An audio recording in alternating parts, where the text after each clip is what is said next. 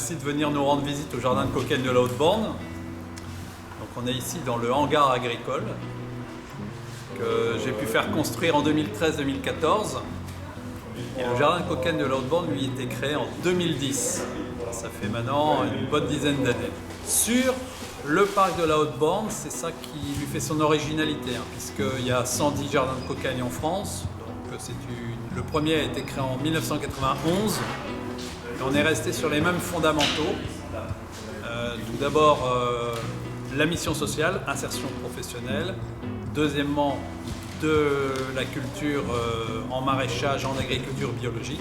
Et troisièmement, de la vente directe en circuit court, dont vous voyez un petit exemple derrière moi. Les adhérents viennent chercher leur panier. Voilà.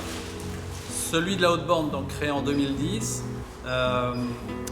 il a cette originalité d'être implanté sur un parc d'activités d'entreprise important, le parc scientifique de la Haute-Borne, où avant le Covid, il y avait 9000 salariés, parc d'excellence de l'île métropole. Et donc l'idée, c'était vraiment d'implanter une structure d'insertion au cœur d'un parc d'activités d'entreprise innovant et dédié aux nouvelles technologies.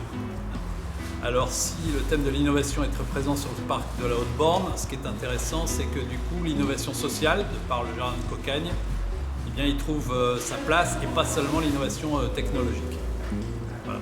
Alors, un jardin de Cocagne, encore une fois, c'est pas un concept nouveau. Je voudrais juste insister sur le travail de la terre, parce que le travail de la terre me semble très très important pour les personnes qui ont besoin de se construire ou de se reconstruire. Le travail de la terre, c'est un travail manuel. Moi, je sais par expérience dans une vie un peu antérieure où j'ai appris à travailler de mes mains que c'est quelque chose de très important pour se construire. Et puis ça a ce côté magique. On sème, on plante, on prépare le sol même avant. Ensuite, on entretient les cultures, on récolte. Et la petite graine est devenue une plante importante. Donc on voit ce qu'on fait. Donc c'est quelque chose de très valorisant. Et on vend pour un bien essentiel dont on ne peut pas se passer, qui est de manger. Et de manger sain puisque c'est du bio. De bout en bout, c'est un travail utile. Et cette notion d'utilité, c'est quelque chose de très important pour des personnes qui parfois en ont été privées pendant de longues années.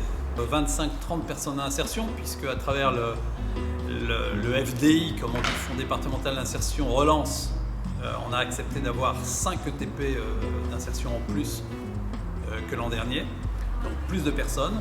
C'est une équipe de 7 salariés permanents, donc finalement on est 30-35 personnes en permanence, salariés, donc ça devient quand même un peu important. C'est 300 paniers de légumes vendus par semaine en moyenne, 51 semaines sur 52. Voilà ce projet de jardin de la Haute-Borne, et puis on a des tas de projets de développement, on a un poulailler maintenant, on a bientôt j'espère un verger, on va ouvrir un secteur pédagogique, on a des ruches. Voilà, tout ça, ça commence à faire un petit ensemble intéressant. Écoutez, merci d'être venu m'interviewer.